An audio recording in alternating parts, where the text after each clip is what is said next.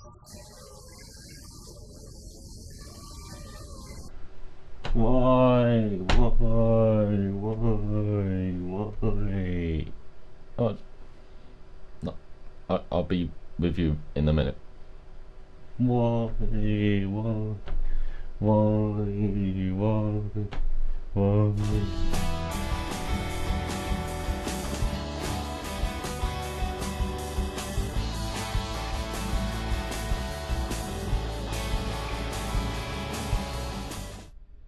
Hey, I'm Kev, and welcome to a special Power Oversteer. On Monday, the FIA and the F1 strategy group met up and discussed regulation changes for 2014, and what was announced in the press release afterwards in the evening was not the best of news. In fact, it's going further down the line of F1 down this entertainment route of really turning their back on the traditions of F1, it seems, and I've got a big supporter in that in Sebastian Vettel, it seems. But in this video, let's talk about those changes and talk about actually, at first, the changes that didn't go through on Monday. And the two changes that I've seen highlighted that didn't go through were the mandatory pit stops that was suggested last month, and the two stops that Pirelli kind of wanted for next season because they were unsure about their tyres and unsure how it would react to these new powertrain, or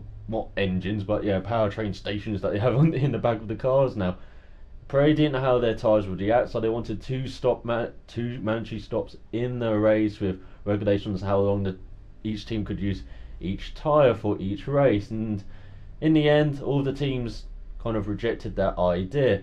The other idea was to raise the rate limit of the cars, as has been highlighted, particularly with Nico Hulkenberg. Heavier drivers are having to lose weight to get down to these ridiculously thin levels. My ridiculously thin levels of being. I mean, I don't have much fat on my body, as you can see. I'm quite a thin guy, and F1 drivers are getting that thin. They're virtually skeletons now in the car, and it disadvantages guys like Hulkenberg, who are a bit taller, who are a bit weightier, because apparently engines are a bit heavier than expected as well. And so the easiest way to lose ballast from the car, of course, for F1 teams is from the drivers. And if you lose ballast from the drivers, you can put ballast in the cars and put it where you want in the car. And so yeah, it's much easier for the teams just to balance the car and for the drivers to drive as well, to get those faster at times, of course. Because compare Hulkenberg to, say, Hamilton, he's losing a couple of tenths per second per lap because of his beefier frame, unfortunately. But yeah, that needed a unanimous vote for it to pass, and in the end, if I read the article correctly, it was Lotus, Mercedes and Ferrari that rejected the change. And to be fair, I'm on the side of those three teams because it is a bit of a late change to the regulations, and you know, this one, it does majorly affect the cars. It is a bit too late, but it does need to be a rate change put in for next season, the season after, or maybe even if after the first race they could put in raising the rate limit and, you know, discussing how much ballast that each team can use and so on and that. And yeah, it perhaps could have passed if it was done not as a total weight, but to a driver to a plus car weight, so the driver has a weight limit and the car has a weight limit separately, and then together they have a weight limit altogether. But yeah, it's a shame that maybe they couldn't have figured that out a bit better and maybe introduced it a bit earlier in the season, because this has been a discussion that's been going for about 6 months now, since mid-season, that these engines were going to be a bit heavier than expected. So it is rather frustrating that all the regulations get passed at the end of the season, effectively in this meeting in December. Because if it got passed earlier, you could have got this weight limit up, you could have got teams agreeing on it, and the teams could have designed their cars around this higher weight limit. But now they've designed their cars so far down the line for this smaller weight limit, it is a bit of a too late a change to put it up to a higher weight limit, I believe. But let's talk about what changes actually did happen. And there are 5 changes happening, the fantastic, fabulous 5. And as you could probably tell from my intro, I'm not the biggest fan of most of these changes. There is one that is particularly good if it gets done right, but yeah, for most of the changes, I'm not very happy about them. So the first change was the cost cap. Second was driver numbers. Third was 5-second penalties not relating to I don't think drop food. Then there's the prayer Tyre test in Bahrain next week. And finally, double points to the last race of the season. And let's talk about that big one, the last one, the double points to the last race of the season. Why? So this double points for the last race of the season, one of the worst rule changes I've ever seen in my time watching F1, and probably one of the worst changes in the history of F1. And I just find this such a pointless, pardon the pun, regulation change, not penalty, regulation change. And double points for the last race is for Abu Dhabi, of course, next season. But according to Helmut Marko in Build, which I guessing would be the German version of the Sun over here in Britain, he said the original plan was for the last 4 races to have double points. But as he quite rightly, I believe, pointed out, you have rendered the championship almost useless. You know, you'd have these 15 or 16 races beforehand, and in the last 4 races, it's so unbalanced. The championship would be, and it's unbalanced as it is, awarding double points to the last race of the season. You're valuing the Abu Dhabi, the season finale, above races such as Monaco, Silverstone, Monza, Australia, the season opener even. You're rating it above that, and that is just not very good for the brand of F1. It's not very good for the calendar. We're having this one race above all the others. Bernie Ecclestone has built this brand of F1 from the 70s, from the 80s, you know, in agreement with the FIA. He's built this brand up where every Grand Prix is a prestigious event. Formula 1 is one of the most watched sports in the world, ahead, I think, only behind the Football World Cup. But F1 for your figures are dwindling, at least here in the UK, unfortunately. But this brand of F1 that Bernie has built up is that having a Grand Prix is just prestigious. Just having a Grand Prix, they're all equal. Nobody's above the other. Having a Grand Prix, you know, you're joining the likes of Monaco and Silverstone, being on this global stage with exposure to all of the world, and having your country is effectively a tourist video for the country who gets a Grand Prix. They can show themselves off to the rest of the world, which Austin has done very well recently, of course, with the United States Grand Prix. Brazil does with the carnival vans and having this brilliant atmosphere at their Grand Prix at Interlagos. Britain does by having muddy fields and crap weather. But that's what everyone expects of Britain. So it shows off Britain in a good light, I guess, to the rest of the world. But yeah, as you can see, it doesn't just affect the teams, it affects the venues and the circuits as well, this double point system. Because if Sochi, Russia, has just come onto the calendar, now their Grand Prix, points wise, is weighted less than Abu Dhabi. They've just joined the circus, and immediately they're in the back room playing with hula hoops, and you know, while Abu Dhabi is in front of the main crowd in the big top, the elephant, you know, is doing tricks and really showing off. And yeah, all the other Grand Prix are outside of the big top now. And so yeah, it's a difficult conundrum there for F1 now, having double points for the last race. And I'm probably looking a bit too much into that, at least on the venue side. But for the teams, most importantly for the teams, it could affect them financially as well.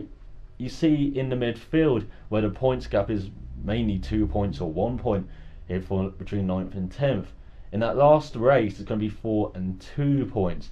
And if these midfield teams fight for that 6th to 10th place spots, if they get a nice setup change or nice setup at least for the final race in the season, compared to say Sauber and Force India this season. Force India didn't quite get the car together for that last race, but Sauber did, particularly with Hulkenberg, get that car together and got a very good points finish out. Force India missed out. Now imagine Sauber were about 10 points behind Force India going into the last race of the season. Now they only have to aim for 7th to finish above Force India. Force India don't get either of their cars in the points. Previously they would have to finish 10th or not 10th, 5th or 4th to get above Force India, getting a top 5 finish, which is quite unlikely, unfortunately, for the midfield teams. But it does happen occasionally, of course, as we saw at Monza or Bahrain earlier in the year. And so it could really affect those midfield teams. It could affect the back of the grid as well. Going into the season finale, if it rained like hell like it did last season, Cater and Russia could have got some points. They would only had to have finished 8th to finish above Williams, where otherwise they would have had to have finished in 7th, I think. So, there's one place that really could have affected those stands at the bottom, and then Williams could have maybe ended up with no constructors points money. They could have ended up in 11th, and we could have had seen Cater and Russia above Williams, despite them having a much worse card during the whole of the season. Can you see how much of a lottery this last race could be in the point standings for these midfield teams in particular, even though the FIN and Formula 1 have brought this in to try and elongate the championship at the front, but this could really affect those teams and drivers in the midfield places though even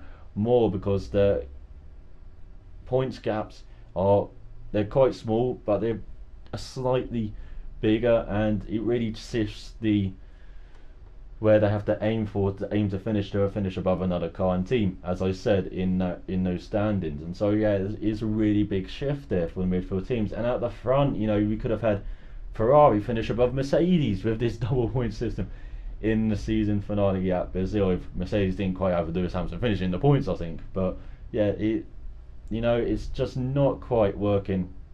It's just not a very good idea at all, having one race above every other. It damages the brand of F1, could damage it financially as well, as I said, with the midfield teams and with the venue. So, another problem given not just the last race but the last 4 races is that with these last points so rated, 200 points for winning the last 4 races compared to this is off the top of my head, these maths, 375 I think for winning the first 15 races it would have been in the World Championship. So you're talking over double the points available in those last 4 races compared to the first 15.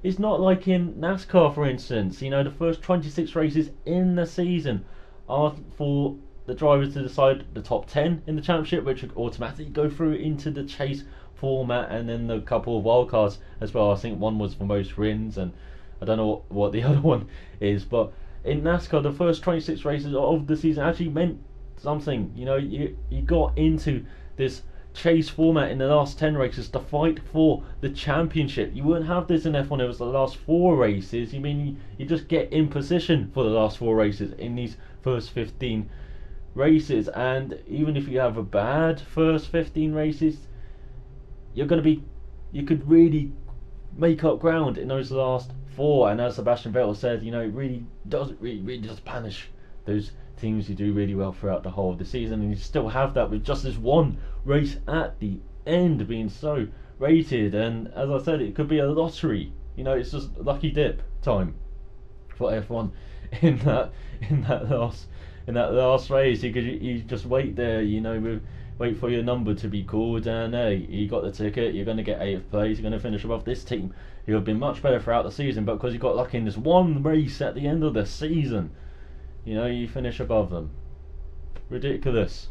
And if the FIA and the teams really wanted to elicit change in the standings at the end of the year, just change the cars. You've done that already in 2011, but if you want to change the cars, elicit overtaking, make passing much easier, finally tackle this aerodynamic problem that F1 has with the dirty air coming off the cars in front, meaning there's this gap where the cars just lose grip and understeer behind another driver. This has been a problem that's been around for over 20 years in F1, and it's still not being tackled at all. We're now going down this entertainment route. We're going down a different path. We had a little path here where F1 could have chosen to tackle aerodynamics or just work around it, and they've chosen to work around it. They tried to tackle it with the overtaken working group in 2009, where they came up with changes such as ground effects, such as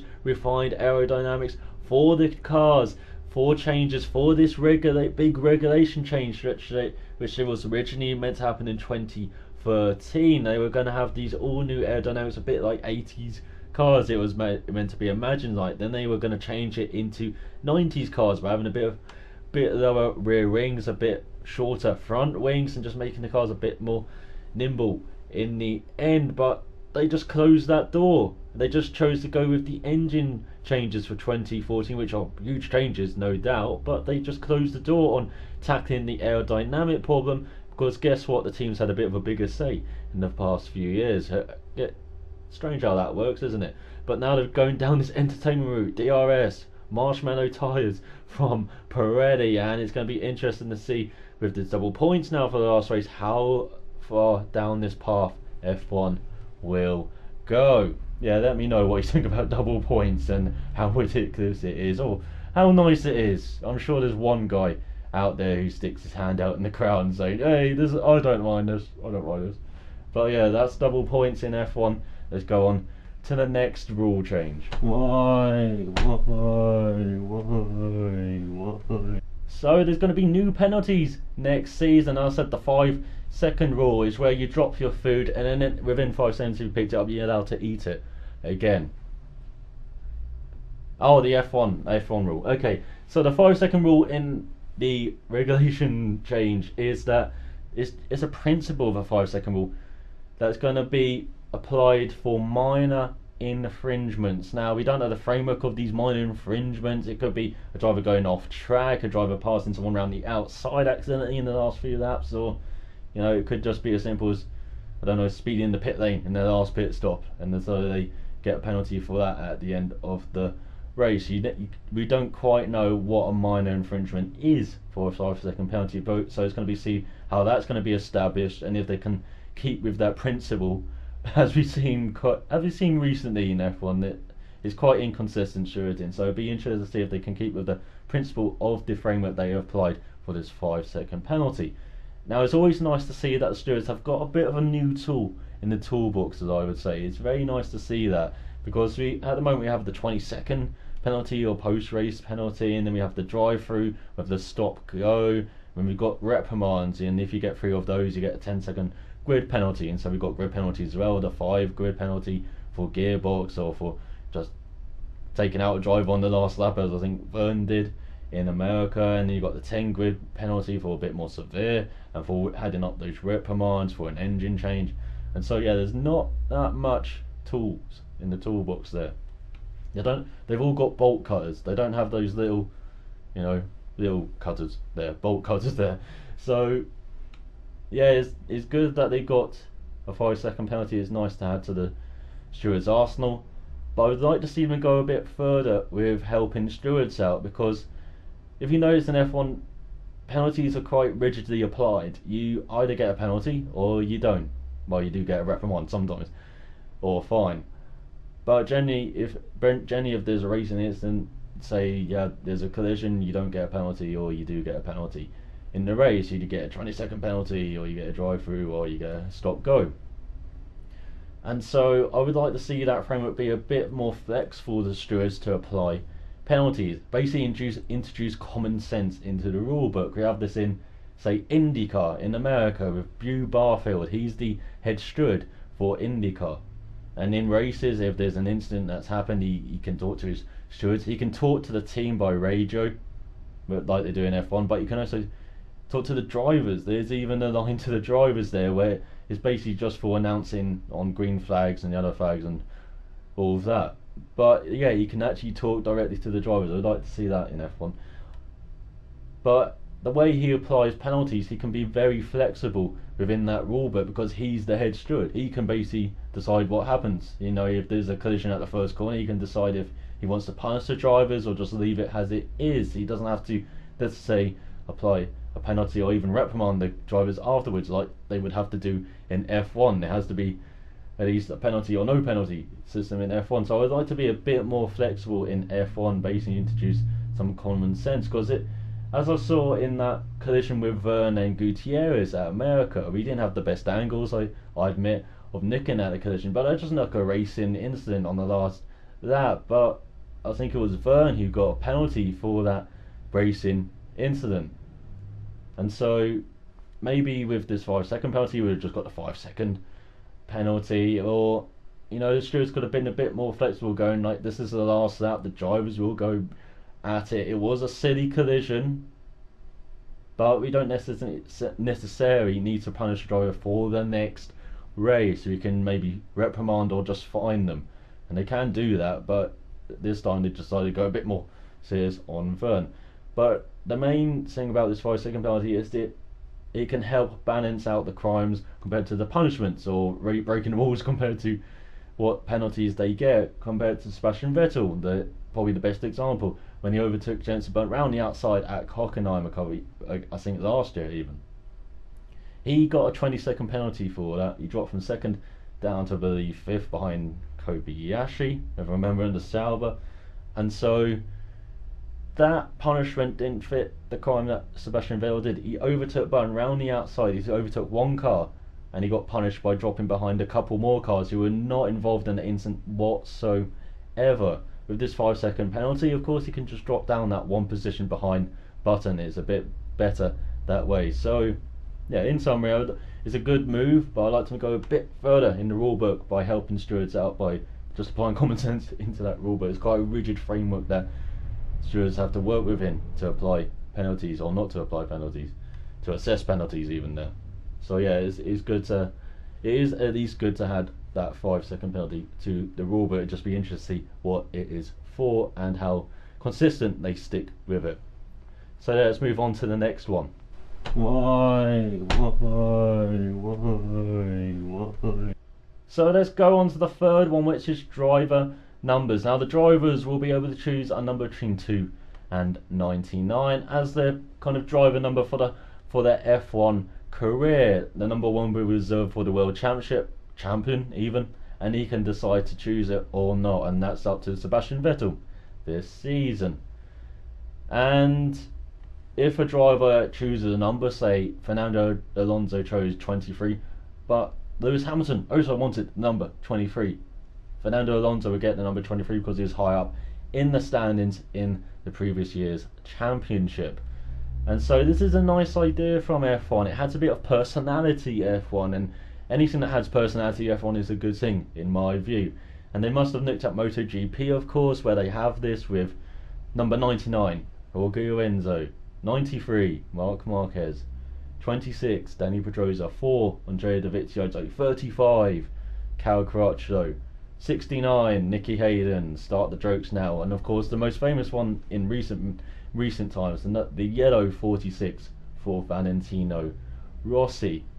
And it just helps fans connect to that rider a bit more as well, having that number. There's a bit of meaning behind that number for those MotoGP riders. It's the number that they've ridden with for most of their career at least, and so if it has to work in F1, it has the number that the drivers choose, it has to have a bit of that meaning behind it, and just to help it, you have it in NASCAR where the teams own the numbers. So the famous 3 that Dale Earnhardt drove actually belonged to the team he drove for. There was the 8 for Dale Earnhardt Jr., and when he switched to Hendrick Motorsports a couple of years ago, he wanted to carry that 8, but it belonged to the team, so I think he chose 88 because it's easier. It resembles closest resembles to 88, and so it's easier to carry on that marketing and branding that he has with that number 8 number, like the number 43 that Richard Petty drove as well in his last few years, or his last win in NASCAR, that belonged to the team as well. And so yeah, you have that in NASCAR, you have that in IndyCar as well, with 25 to 28 belongs to Andretti Autosport, 9 and 10 belongs to Chip Ganassi. You have 3, 2 and 3 which belong to Team Penske, and so yeah, you have these teams with all numbers and ranges along the spectrum there. You have that in the NFL as well, where they're kind of positional numbers, where most of the time it's positional numbers, where you have like the low numbers would be the quarterbacks, and then up to the high end of the spectrum would generally be the wide receivers. And so yeah, you have these number branding in America, which works really well, in MotoGP, which works really well as well. And so if it has to work in F1, as I say, the numbers got to have a bit of a meaning, because it helps the fans connect to that rider. If they followed them since they were out, I don't know, 10 years old, they followed them through that journal, and immediately when they see that number on track, they know who that rider is, and they will be backing their rider that way. And so yeah, it's a great way for fans to connect to F1, and it helps F1, you know, a bit on the money side. There's a bit of a market there to explore, and it looks like F1 is finally going to do that. And you know, I would have liked the system that they had from 74 to 95, where it was kind of loosely based on the teams owning the numbers. But before then, actually in the early days, I have a history lesson of numbers in F1 here. So in the early days, from the 50s and 60s until 73, it was up to the organisers of the Grand Prix just to hand out the entrant numbers to the drivers and teams. Occasionally a driver would have a preferred number. I think Jim Clark's was number 5, so I don't know if he just requested it and he generally get number 5 because hey, he's Jim Clark. Jim Clark gets what he wants. And so yeah, so early on it was mostly down to the organisers of the event to hand out the numbers. But in 73 it was partially adopted by the teams to have these numbers that were associated with the teams. So if you 3 and 4 between 74 and 95 belonged to Tyrrell. So if you saw Jody Scheckter or Patrick DePaille, Ronnie Peterson, even Martin Brundle in his days with Tyrrell, Stefan Beloff or Mikel Alboreto, John Alesi, if you saw them with the 3 and 4, you knew that was a Tyrrell car out on track. If you saw the number 27, you knew that driver was kind of charismatic, hard working, you know, kind of the embodiment of a Formula 1 driver. It's quite a mystical number, the 27. Strangely, he's been with Alan Jones when he won the world title in 1980, then Gilles Villeneuve in 81 when he kind of dragged that Ferrari to a couple of victories at Jarama and Monaco, and then sadly died with that number in 1982. You saw it with Ayrton Senna as well. You've seen it with John Alesi lastly at Ferrari, and you know that number 27 actually means something to most fans of particular drivers, as I said, Alesi or Villeneuve, particularly in red Ferrari. And then from 96 onwards until now, the numbers were quite uniformed, and this was brought in by Max Mosley, where the champion could choose to have champion would have the number 1. So we had that strange situation at Arrows in 1997. Damon Hill was the world champion, so he took the number 1 to Arrows. Pedro Diniz was number 2, the highest he ever got in Formula 1. And then number 3 would be Williams, because they won the constructors and they were going constructors order from then. And so yeah, you had this uniform number system from 96 to 2013 now.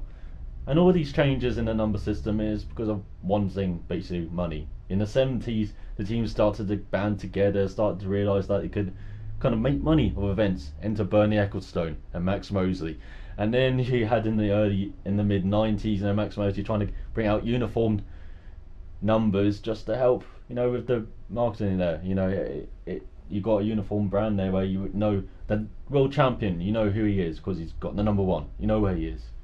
And you know how successful the other teams were because you knew from their number. So yeah, but generally in recent years we haven't cared about the numbers, I will say, because Force India has their number on their front wing underneath the nose, and it's very difficult to spot.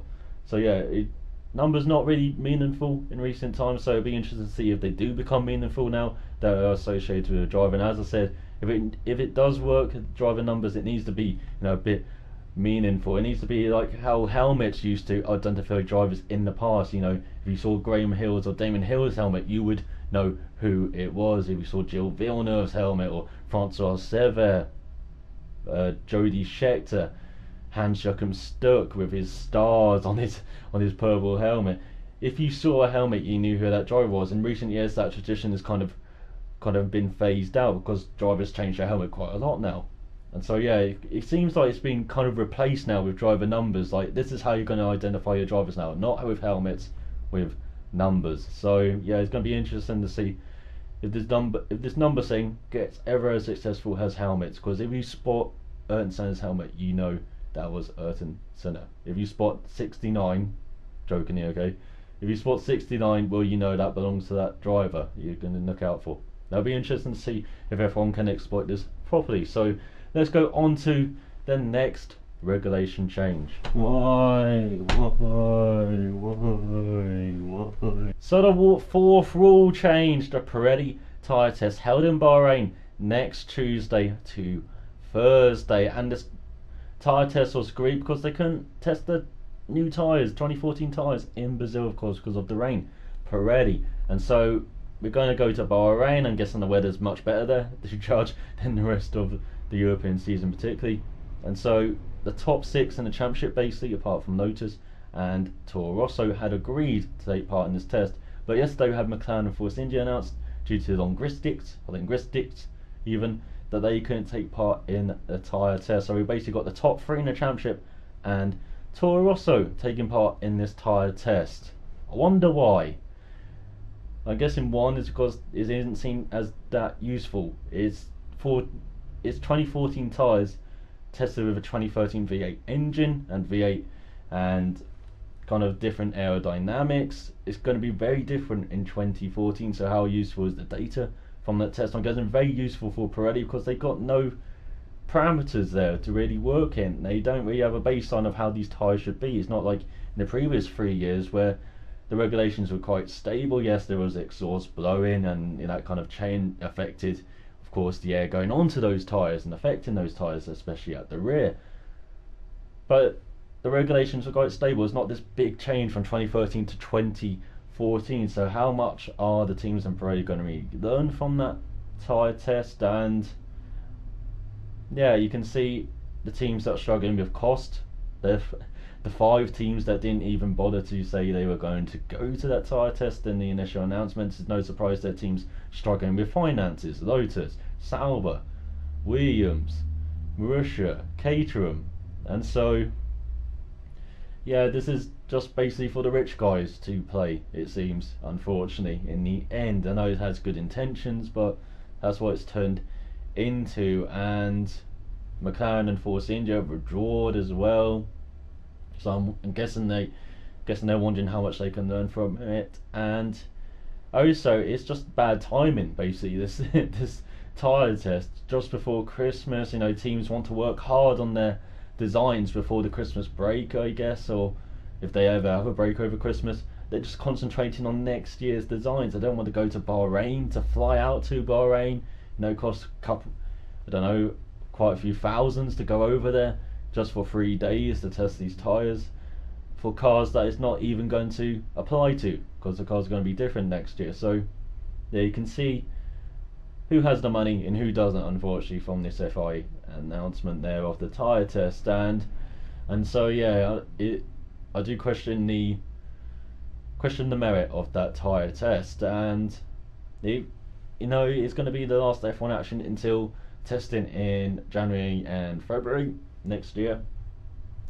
And so it might be valuable for Pirelli. As I said, they don't have any parameters to work within to evaluate these 2014 tyres, really. They've got the V8 cars, which are going to be very different, especially apparently high torque for the cars. Wheel spin in 3rd and 4th gear, according to Jensen Button, to the McLaren simulator they have in Woken. And so yeah, it's just weighing up whether it's really worth this tyre test and whether it's just better to wait until next year. But I'm sure there's going to be some worth gotten out of it by Pirelli and those teams involved, I'm sure. So let's go on to the last regulation change for next year. Why? So the cost cap, the principle of a global cost cap, has been adopted. The limit will be applied from January 2015. A working group will be established within the coming days, comprising of the FIA, representatives of the commercial rights holder, and the team representatives, or basically the F1 strategy group.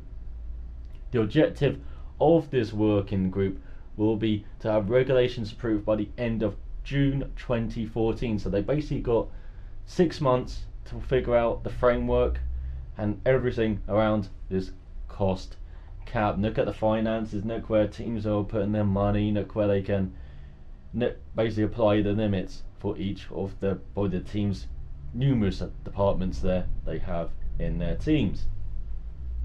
And this is the best news by far from these regulation changes. A cost cap is long overdue, probably up to a decade overdue in F1. You know, we had the big manufacturers spending huge hundreds of millions in the mid thousands. And unfortunately, when the global financial crisis happened, most of them left. You know, Honda, Toyota, BMW all went. But has come Mercedes, and Ferrari's still sticking around there. And of course Red Bull have quite major backing, of course, from and Toro Rosso as well, from Dieter Mateschitz. And so it'll be interesting to see how this cost cap works, because the main thing I worry about it is how it's going to be implemented. Are there going to be loopholes? Because you bet your bottom dollar teams are going to scan those regulations and try and find, or scan that cap framework and try and find loopholes in it. And whether their cost cap actually is sustained by this FI, by this group, by the FI, if it is sustained and it does work actually in kind of leveling the playing field a bit, because you do have, of course, Marussia and Caterham, who entered the sport in the belief there was going to be a second tier group that would work within 40 million euros or pounds or dollars. And so they have been working at a low budget compared to the rest. I'm not sure about Caterham. I think they had $100 million, I think it was, a couple of years ago, their budget. But Marussia are definitely working, and of course HRT were working well below that, well around that 40 million mark. So I'd be interested to see if they can just expand a bit and work within this global cap.